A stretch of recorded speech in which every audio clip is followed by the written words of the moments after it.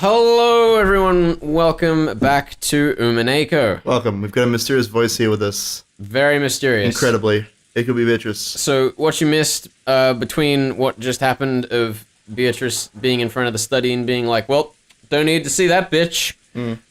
We had a bit of a discussion about... Felix has a theory. I mean, I did say it in our last recording, but I'm basically going off the assumption that in Purgatorio, the, like, tea party space... Yeah. This is Beatrice telling Battler what happened. At least that's what I think. Sure. Because I think the main thing to me is that there's various inconsistencies with the first episode. I think that the first episode, at least for the sake of trying to unravel this mystery, everything that happened in the first episode did happen. Like, that is truth. How it happened is the question, but if we can't assume that everything in the first episode is... that we were shown is true, then we can't really figure anything out. So I think basically what we're being shown here is the inconsistencies in the story, the confession scene for characters stating their alibi, basically. Sure. This time from Beatrice's perspective. And I think it's interesting that the fact that there are inconsistencies show we're dealing with a fallible character, which would suggest the lack of magic, and also a motive. Perhaps you think if you're trying to hide and warp some things. But yeah, I think that's how I'm interpreting the differences between episode 1 and 2. Sure. I think that's a really good way to approach it. I think that when Beatrice was talking about, have you got your strategy yet, Battler? And Battler's like, no, I'm just going to deal with what you throw at me. I think it's good. It sounds like you're forming some kind of strategy.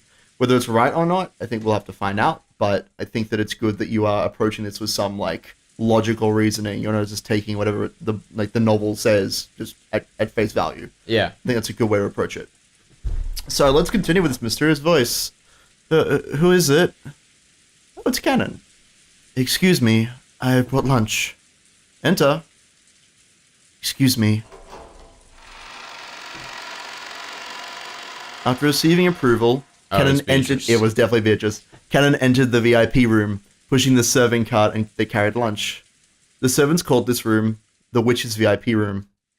That was because Kinzo strictly ordered that it was always to be kept clean, so that it could be used at any time. Even so, guests would not be allowed into this room no matter who they were. That's why at some point, the servants had started calling it the VIP room, which was supposed to be set aside only to welcome the special person Kinzo waited for. The witch from that portrait. And today, Kanon realized that this was absolutely true. Absolutely true. When he entered the room, the blonde-haired witch was gazing out the window. It's a nice-looking room. Outside, the rain was no longer falling weakly. As she looked out at the beautiful rose garden, which had been tended to over several days for today's sake, as she saw the winds and rain ravage it, was she struck by some sentimental feelings. Kanon was not able to tell anything more from her back, which faced him. I will prepare the meal. Beatrice-sama. Kanon went out of his way to call out the witch's name, hoping that she'd turn around. He wanted to know. He wanted to know if the witch who tempted him and Shannon in the past had really appeared again. When he did, the witch whose name had been called laughed, her back still facing him. Holding back her voice, she laughed. Kanon was startled. It was almost as though she had read his mind and knew that he had called out to her, hoping to make her turn around. It smells good. It appears Klaus hired a good cook. Yes. He is called Goda and was employed here recently. There's nothing better than being skilled at cooking. Delicious food completes the 3 pillars of pleasure for living in the human world. It is the secret to preventing boredom after 1,000 years. Kanon and the witch's eyes met. Then she grinned, without a doubt. Certainly, this was clearly the witch from that day, Beatrice. The witch that no one but he and Shannon could see in the past finally held a form and had arrived openly as a guest through the entrance hall. Beatrice-sama. It has been a long time. Kanon the furniture. It has been quite some time. Kanon tried to remember to be polite to his guests for the time being, but the visit of the suspicious witch made dark clouds start to enshroud his heart, especially considering that today was the family conference. You appear to be uneasy about what I plan to do now that I've appeared. Am I right? Kanon didn't force an answer. This witch probably reads minds, so it's pointless to go to the trouble of saying it out loud. Of course, she could read even his inner resistance. So the witch giggled at Kanon's childish defiance. I came to fulfill my final promise with Kinzo. Your final promise with the master? I lent Kinzo a mountain of gold. When Kinzo gives that up, it will be returned to me with interest. I came to accept that interest tonight. I don't know what you're talking about. However, uncertainty began to gather in his heart. Whatever this witch had to say, it couldn't be anything good.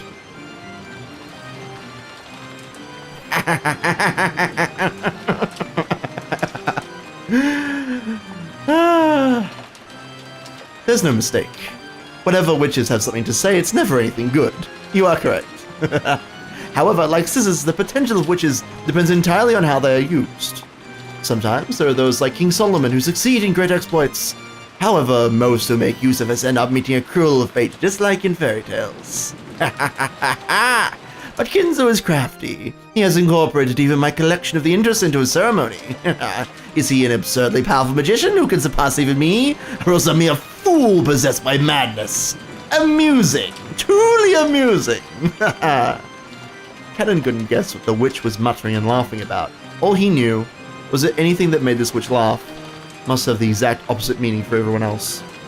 And in the back of his mind, the horrifying words the witch had spat at him in the past began to resurface. What, did you think I'd lend you my power and ask for nothing in exchange? I'll gladly assist a pair in love, and in exchange, I'll enjoy watching the cruel fate they'll eventually meet. I have never come across a better show, not over the course of 1,000 years. That was a slick transition. That was good. Could it be that you...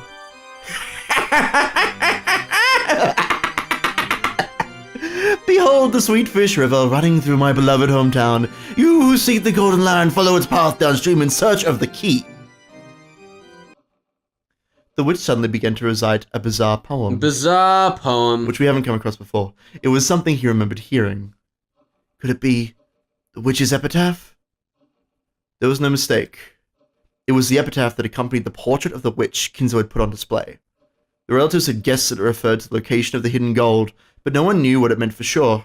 The witch suddenly began reciting that epitaph.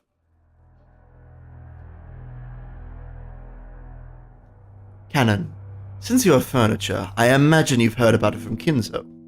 The day when everything will be returned to the Golden Land has come. Rejoice! The day when you will be freed from the shame of living as furniture has finally arrived. I believe you've wanted that for a long time. To furniture, which finds no value in its own existence, merely existing day to day must be nothing but agony. To those with souls, this world is worth clinging to, but those without souls find this world to be full of nothing but suffering. Complicated expressions flitted across Kanon's face. This was the day of release that Kanon had been looking forward to. However, the coming of this day had been mercilessly sudden. And for some reason, he didn't like the hateful tone used by this witch as she informed him of the coming of this long-awaited day of rest. Kanon couldn't even decide what emotion he should be feeling. Why do you not rejoice? Could you actually have some regrets left in the real world? As mere furniture? I have no regrets because I am furniture. You truly are a model specimen of furniture. How nice, how nice. However, it won't be any fun if you have no regrets at all. Are you saying regrets are how you find pleasure? That is correct! Most witches who live for 1,000 years get tired of life. In order to escape boredom, I adorn people's faces with fruit and brandy and cook them like cakes. I find humans dancing through oppressive fates inside an oven to be so very entertaining. Inside an oven, like a man with 6 toes. No comments. You see, I'm actually a tad famous in this regard, so much so that rare guests come from far away to see my skill at cooking. Perhaps this is something that mere furniture cannot understand.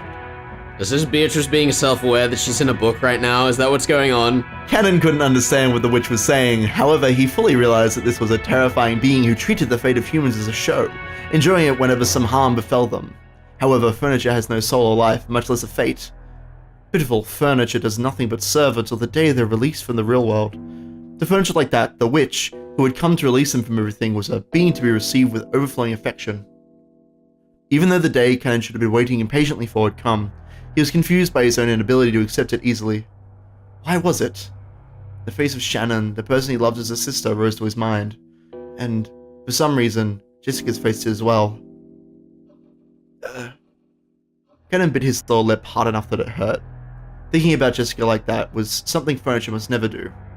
Even though he thought he'd known that, even though he'd complained about Shannon's relationship, why was it that Jessica rose into his mind at a time like this? He felt a little shameful at his own naivety. And to forget about Jessica, he turned his thoughts to Shannon. Shannon is also furniture. She has no reason not to rejoice at the coming of the day when all will return to nothingness. But Shannon, through her relationship with George, has experienced an emotion forbidden to furniture. Even though she isn't qualified to be bonded with him, she's still trapped in a dream that she isn't allowed to have. Will Shannon be able to joyfully accept this development? No, she won't. Shannon still has lingering regrets. Those will probably become a great source of pain and torture for her, and those lingering regrets were planted by none other than this witch. Why? Because that would be more interesting? Nothing more. This day, that Shannon should have been waiting impatiently for, will probably be a harsh burden for her, giving her emotions that she must never experience. I thank you for granting me, us, furniture, the day of our release. And I hate you for making this day so difficult for Shannon to accept. I wanted to make you suffer from your regrets as well, just like Shannon. However, you continued to live like furniture with foolish honesty, never getting ensnared by me. And yet it seems you loved Shannon a little too dearly, right? Shannon's regrets are now your regrets. Will those feelings transform into hatred for me? If you wish to kill me, give it a try. As Kinzel's furniture, you'd have at least that much power, right? However, if you kill me, then the day of rest for furniture will come for all eternity. Could you bear to live with that? Are you truly capable of resisting when I try to release you? Kneel! So this seems to be setting up why Kanon had a lengthy monologue about Shannon in the boiler room. Yep. What? Kneel and kiss my shoes. Otherwise, I will leave this place.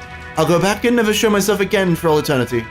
So, Kanon, do you think you could bear to live like that? If the door to the Golden Land is open, your hard life as furniture will end. If you desire, I can even give you life as a human. After that, you'll be on the same level as Jessica. Surely you want to experience the taste of love. There's no point trying to hide it. After seeing Shannon indulging in the sea of sweet love, you grew jealous. You are solely tempted to know the taste of love. Ha ha! Stop it! Stop it! Are you trying to ensnare me again? I would be reduced to a toy for your amusement. Oh! Then I'll be satisfied with Shannon alone. After all, you aren't the only one who was implanted with the seed. Even fruiting plants sometimes fail to bear fruit after all. The one who obtains the key must then travel to the Golden Land in accordance with these rules. On the first twilight, offer the 6 chosen by the key as sacrifices. On the second twilight, those who remain shall tear apart the 2 who are close. The witch recited the epitaph again. It was so sudden and diverged so strongly from the current topic. However, that challenging smile made it seem almost as though she was using that epitaph as a threat against Kanon. Do you not understand? For the ceremony of the epitaph to succeed, at the second twilight, 2 who are close must be offered as sacrifices. It could be any 2 who are close, a husband and wife, or even a pair of lovers. According to the rules of the ceremony, who will be selected is up to me to decide on a whim. Don't you think there could be no more fitting sacrifice for the second twilight than Shannon as she is now? You dirty... Kanon realized something. Until today, he'd thought he'd given up everything else and lived as furniture, acting like furniture. But in reality, that wasn't true. He loved Shannon too dearly. Therefore, when Shannon was in pain, Kanon shared in that. If only Shannon had continued to live as furniture, indifferently like Kanon without any regrets in this world, he wouldn't have to be in so much pain. The witch planned to toy with Shannon, who had known the taste of love. No, whom she had taught the taste of love, as she killed her. She wouldn't be welcomed to the Golden Land and granted a compassionate release. Instead, if the witch had her way, she'd be used as a sacrifice, subjected to the utmost of torture and pain, and forcibly turned into a human foundation of this evil ceremony. And this witch would probably make Shannon meet this horrible fate for no reason other than it was amusing to her. So now we're What a explaining dick. why Shannon was the only one of the original servants who was killed other than Goda. Yes, I think so. Furthermore, she was threatening to do this so that she could make Kanon, who had never submitted to the witch, finally give in. It was that simple. In the end, though he had tried to resist the witch and avoid pleasing her, he had only made things more amusing for her. After all, he was furniture. No, a toy. There were nothing but toys meant only to distract her from her boredom. Damn. What will you do, Kanon? If you kneel, I might refrain from choosing Shannon as a sacrifice, see? I've always wanted to make a toy like you surrender someday.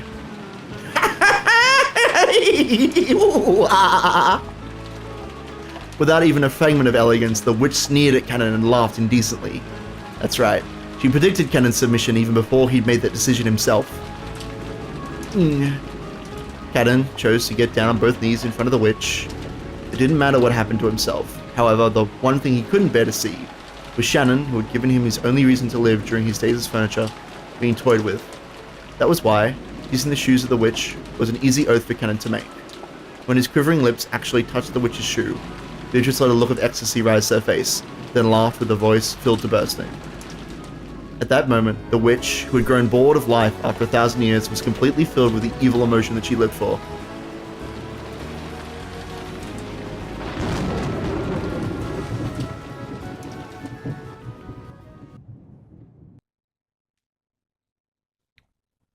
I do like the idea that it's like, kiss my shoes, Kanon, so that Shannon won't be sacrificed on the second Twilight. Fuck you, first Twilight. When lunch ended, the relatives moved to the parlor. Rosa had bought a high-class brand of black tea from a famous store in Ginza that had been served, and the parlor was filled with a pleasant aroma. Since the children were there too, the adults tried to interact like normal relatives on the surface, talking peacefully about recent events and how their children were growing up. It had started raining, so the children couldn't do anything but sit here like this, watching TV, unable to go outside. Maria was apparently a TV kid, and she kept watching a boring daytime program without getting bored, giggling all by herself. At first, Bettler joined in, seeming to deepen his relationship with Maria, but he had gotten up early that morning and was gradually hit by a wave of drowsiness. Ugh. Oh, that's a big yawn. That was a yawn. Did you get up really early this morning? That's an interesting way to write a yawn. Yeah. Well, something like that. Now that all the tension's gone, I've started getting sleepy. Listening to the sound of rain. Tension? You call freaking out like that tension? At least it is for me. Nailed it. Bentley gave another great yawn and slowly lay down on the sofa. He really did look tired. George and the others had tried talking to him, thinking it was a sign of boredom. When they realized he really was sleepy, they decided to let him be. My. They say that if you lie down right after eating, it'll become a mackerel. What the fuck? What does that even mean? What does that even mean? Oh. Stop kidding around. Goda-san said to be having a calf steak tonight.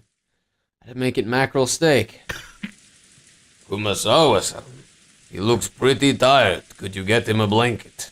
Oh, but it was Rosa that had blankets. This is true. It's a bit different. Oh, here you go.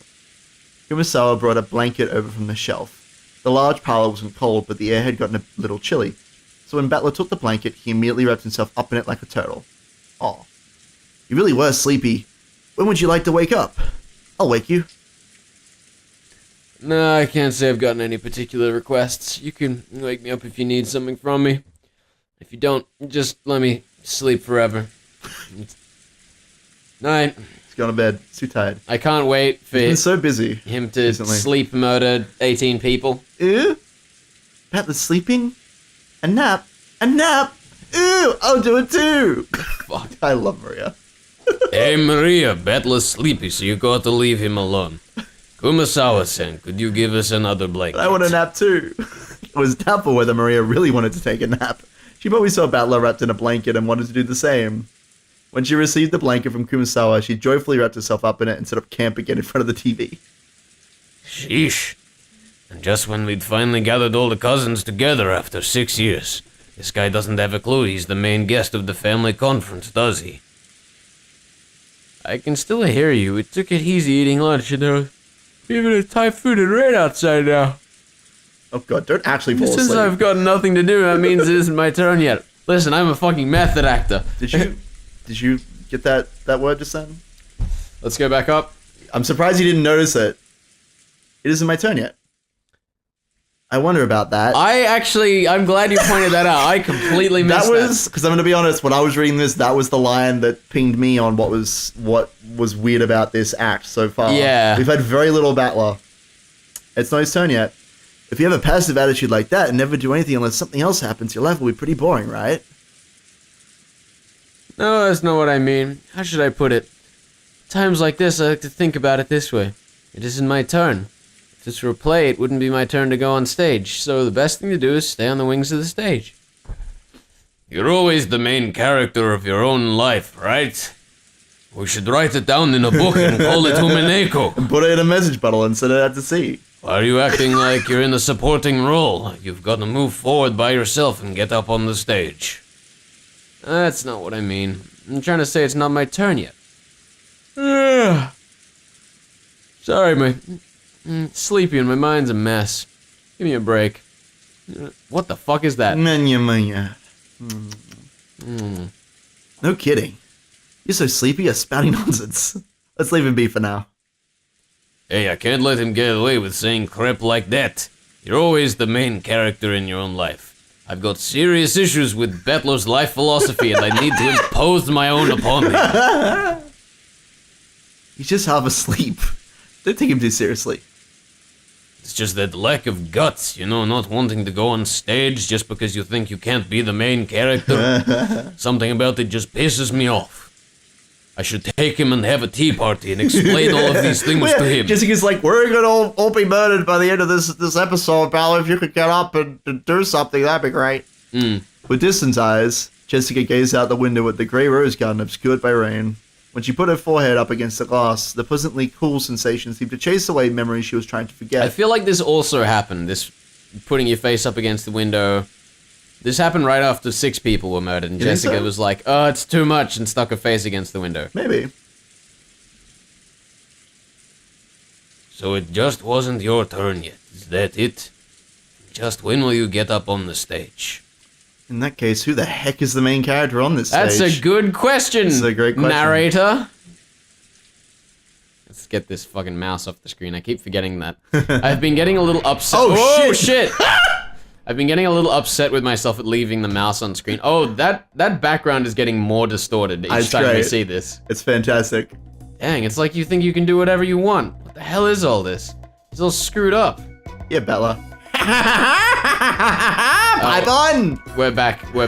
I was merely amused that your reason for denying me was based on whether there were 18 or 19 people. I just tried changing my opening move, no more. Your greatest basis for denying me is simply that I wasn't laid out as a piece on the game board.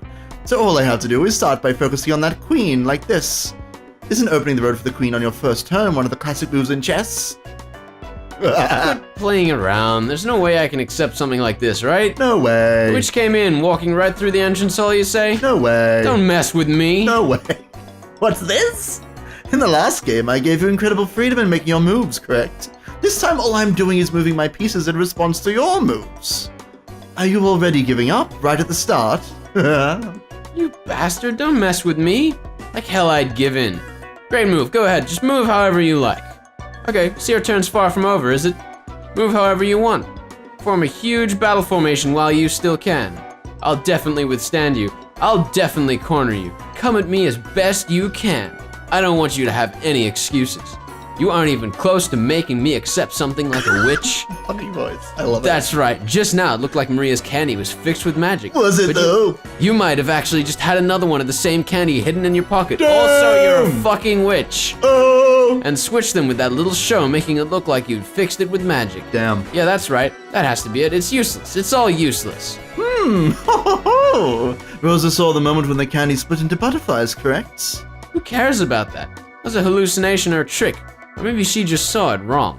That isn't a big problem.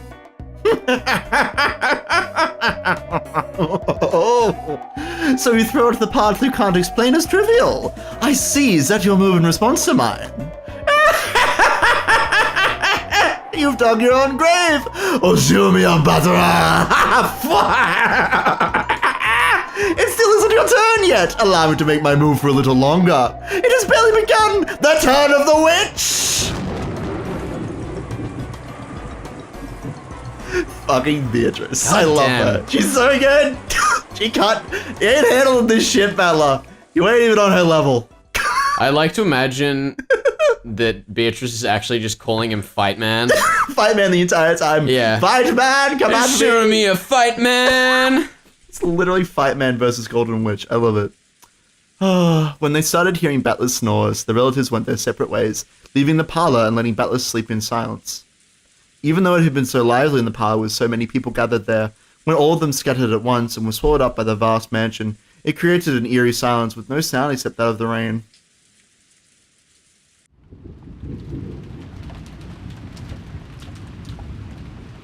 Nope.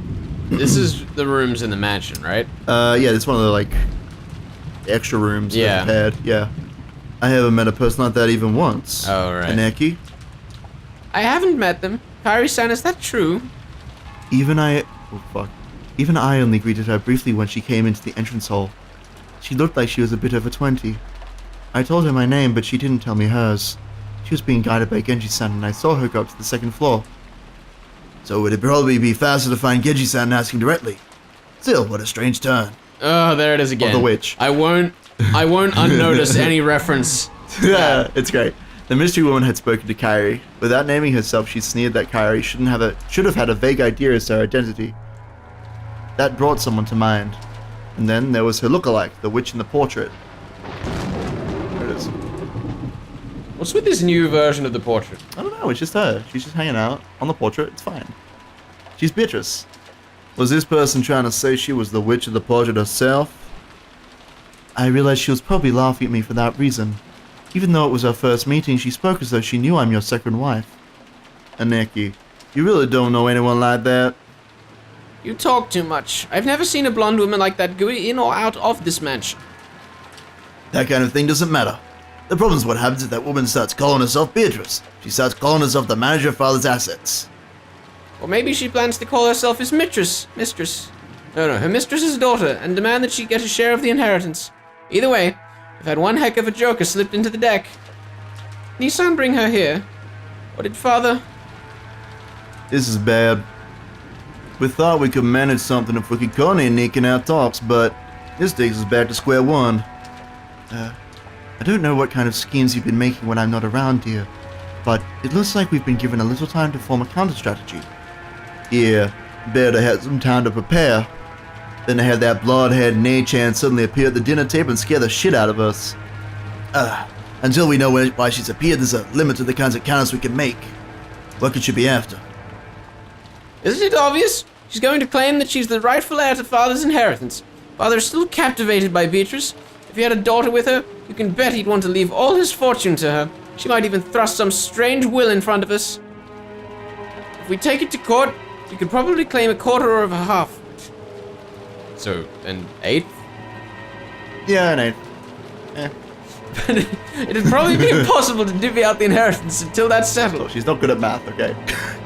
Alright, I think the reason it's phrased like that is probably because Beatrice is getting half and they'd each have a quarter. Right. I think that's why that's yes, phrased that way. I think so, definitely. And we can't have that.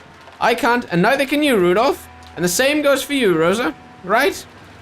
Each one of us needs to gather money quickly for our own reasons. It's our biggest weak point right now. So what are they after? Kyra, can you guess? Can you flip the chessboard around for us, Kyrie? This is all news to me, but it sounds like we're starting from the premise that we've got an urgent need to collect money, right? Kyrie-san, in a man's business, you sometimes need funding when you're on the offensive. Please understand that. What's this, Rudolph?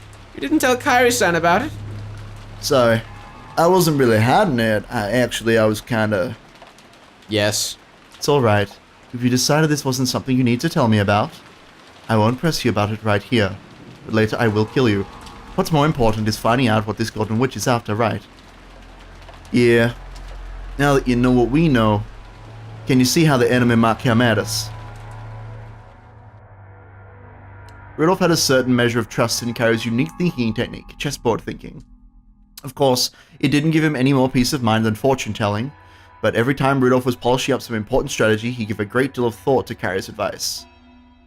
For a while, Kairi pressed her finger against her forehead, considering. Judging by the fact that her arrival was kept hidden until today, she must be planning to catch us by surprise in some way. This is my thinking music. We can't tell for sure whether she's after assets or being recognized as a relative. However, her coming was kept secret until today, which probably means she didn't want us to take any measures against her, something we might have done if we'd known beforehand.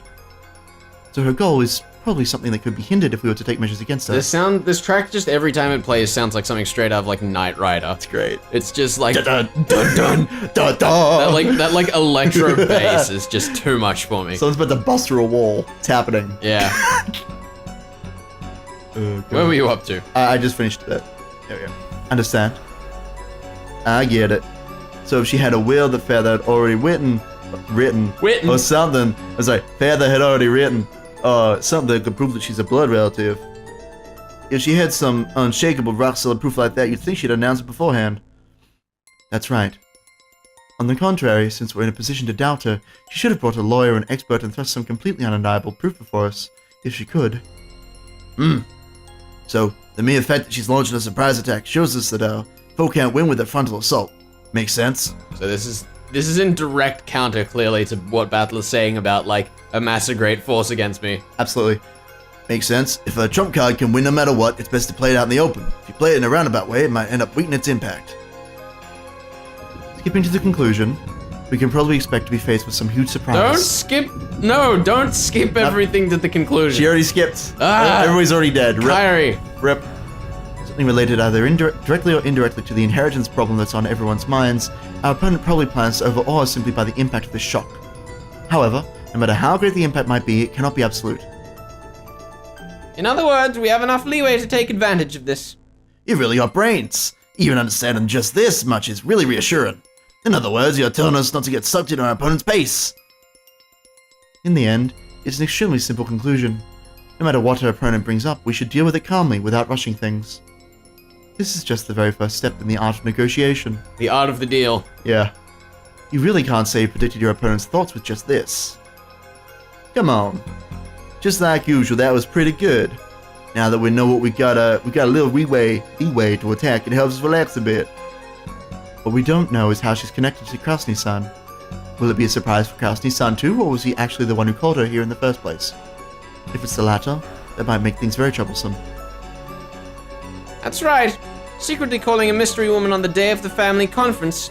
It would be in terrible taste, but it does feel like something Nissan would do. And Nikki, let's do this. As long as she can't clearly prove her identity, we won't accept her position in any way. That would be for the best. Already she's refused to introduce herself to Kairi-san. We can't let our conference be disturbed by the statements of some unknown woman. She might even show us proof that she's a blood relative. If she can prove others' blood runs through her veins, like with a maternity record document, there's nothing we can do. It's always possible to suspect that physical evidence has been faked, and even if it's real, in order to prove that the person in the documents is the person we see, we need to check their condition at a hospital. At the very least, it'd be impossible to prove that now with Kenjima. You're right. So in other words, it's something like this. No matter what's shown to us now under Kenjima, it can't be accepted as truth. We can't believe anything until the typhoon passes and they prove it to us as proper place. At the proper place, rather. Spotting all kinds of holes and stuff like this is a Necker specialty. We'll be counting on you. Are you joking? We'll be helping too. We need the money. We need it quickly, and a large sum. Right now. Right now. Our fates are all tied together in this. As if we just stand by and let some suddenly appearing mystery woman destroy the inheritance we're after. Rudolph and Ava always formed a united front as siblings at times like this, sickened by the idea that their own inheritance might be snatched away by an outsider. Kairi noticed how indomitable they looked, shook her head slightly and gave a small sigh as she gazed out the window. Outside it was still raining heavily and everything was grey, having lost all vibrance. The lush garden that the sun had shone on earlier now felt like a lie. For some reason, the words Ava said a second ago kept repeating in Kairi's head. So in other words, it's something like this. No matter what's shown to us now under Kenjima, it can't be accepted as truth. There was an odd nuance to those words. At that moment, the island was closed off by the typhoon and isolated. They had access to no public institutions and no hospital. So on this island, no matter what manner of proof related to the outside world was shown, it would always be possible to call it a lie. It would be impossible to prove that something was the truth.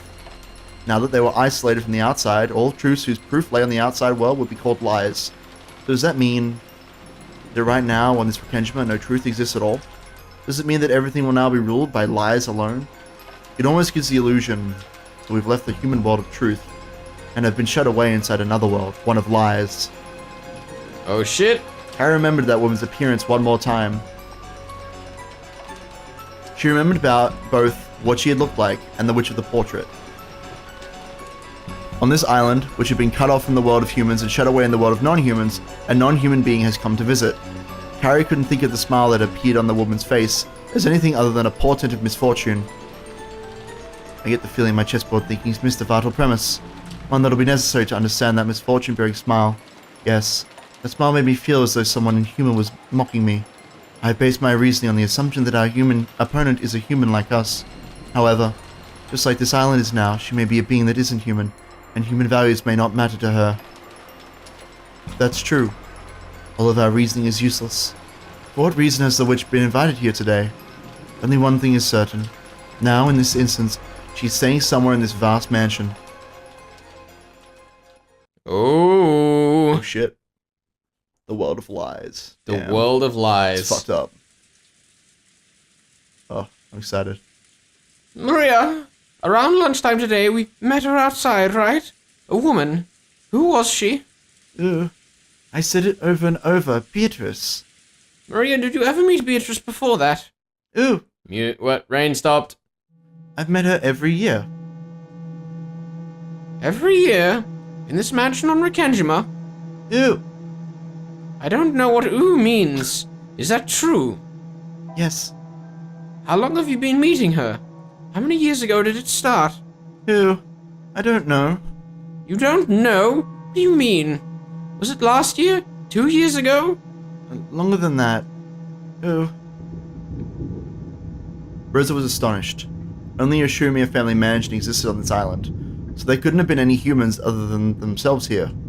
And yet, Maria said she'd been meeting with a suspicious woman every year during their family conference. If what Maria said was the truth, then that strange woman called Beatrice had been at the family conference every year. That's insane. Is Maria saying that eerie woman was at the family conference every year and none of us ever noticed it? She's a witch. Even though Rosa had just met the woman herself a couple of hours ago in the Rose Garden, she was overcome with a strange emotion that told her not to accept their existence. What in the world did I meet? Want to take this? What in the world did I meet with earlier today in the Rose Garden as the typhoon grew near and the winds roared? Maria, you said you've met with her every year. What do you do when you meet? Ooh, we sing songs and learn magic, and I learn how to draw magic circles. Really? That's incredible. Maria, you often draw scribbles. Magic circles in your notebook, right? Did she teach you that too? Ooh! You know what? Beatrice drew examples to teach me. Come on, look! Maria joyfully fished around in her handbag. Then she drew out a single notebook and began opening to that page. Most of the pages were covered with drawings that were literally scribbles. All of them were occult-like things, and while it might sound rude to Maria, who was joyfully flipping through the pages, they were all creepy. Look, here! Beatrice drew it! Ooh! Look at all the magic circles from the last game. And the scorpion. Each one of the pages in the group Maria opened to had an eerie magic circle. Furthermore, at a glance, Rosa could see that Maria hadn't drawn them. The strength of the strokes, the thickness of the lines, how clean the shape was. By itself, it wasn't enough to get to the background of the person who had written it, but it was enough for Rosa to be sure that it was someone older than Maria. Rosa had to accept it now. There really was a person on this Rekenjima that she herself hadn't known existed until now. And this person had come to the family conference every year to play with Maria. Maria, does the witch Beatrice live here? Or does she live outside the island like us? Ooh, Beatrice is the witch of Rekenjima, so she lives on this island. So you're saying she's on the island even on days when the family conference isn't, right? Ooh. I don't know what "ooh" means. Ooh. Yes or no? Ooh. Yes. Ooh. What in the... I can't believe it. How long has this unknown witch been living on this island? I used to live on this island. I lived on this island passing the time in the mansion in the Rose Garden. And even so, I never encountered a witch like that. Right?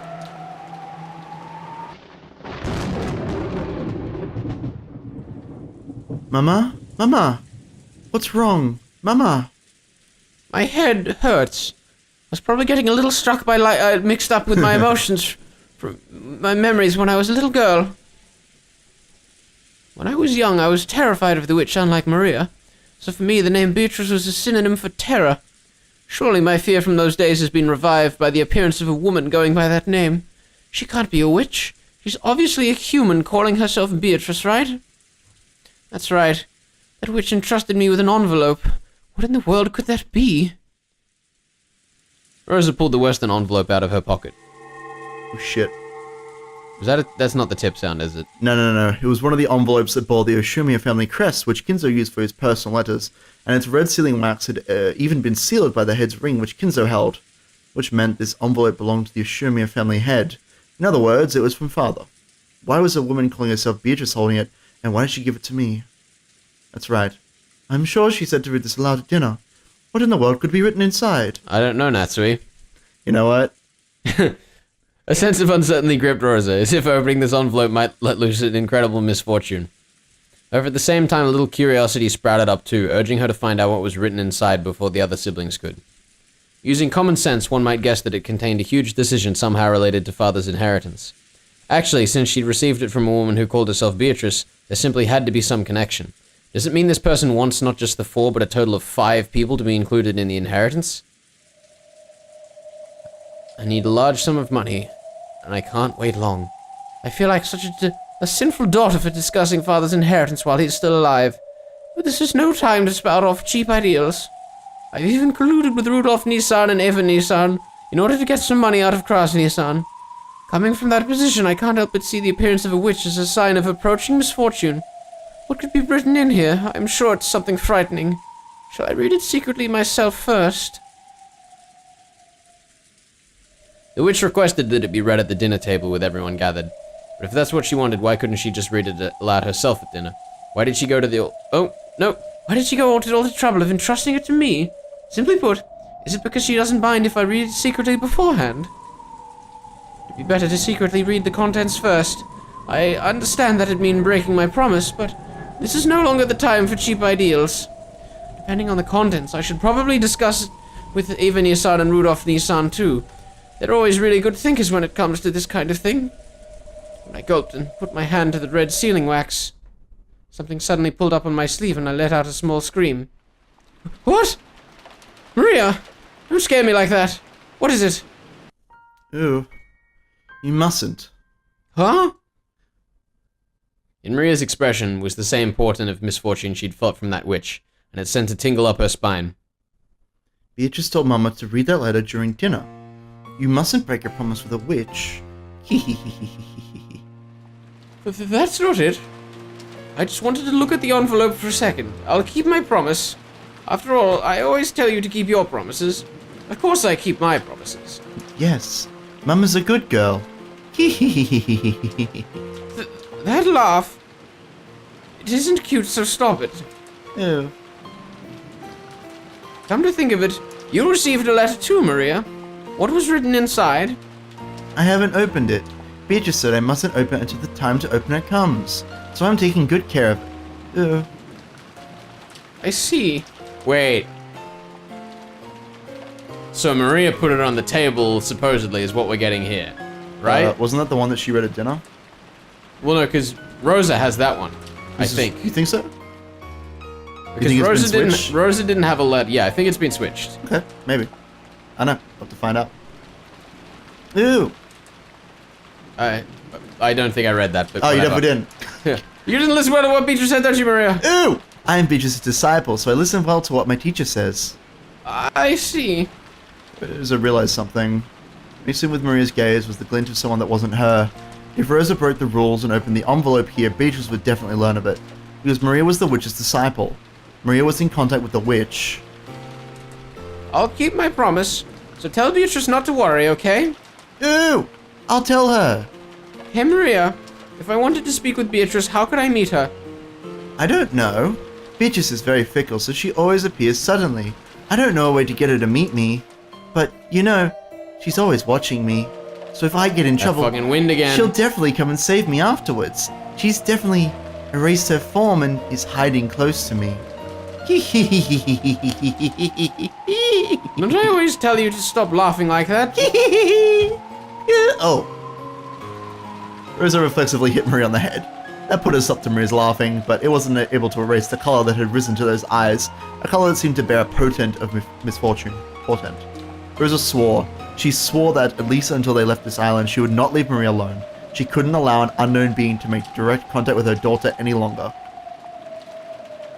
Oh boy! Awesome. Up next on Umineko, more crazy shit. Yeah, I'm excited.